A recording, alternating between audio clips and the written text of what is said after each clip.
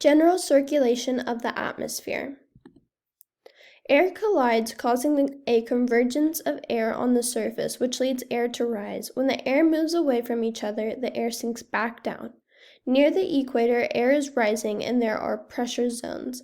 This is known as the equatorial low. Upper level air moves towards the 30-degree north and south, then sinks back down towards the surface. Where the air sinks, it is known as the subtropic high. Here, there is a divergence of air which causes good weather and no clouds. At the surface, the air moves towards the equator or towards the poles. When it moves toward the poles, it is called the westerlies. When it moves towards the equator, it is called trade winds.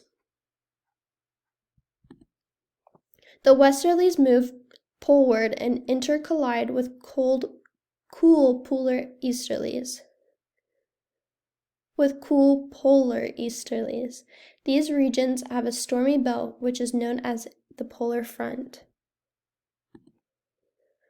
The cold polar air moves towards the equator. Low pressure zones are at the equator and the subpolar.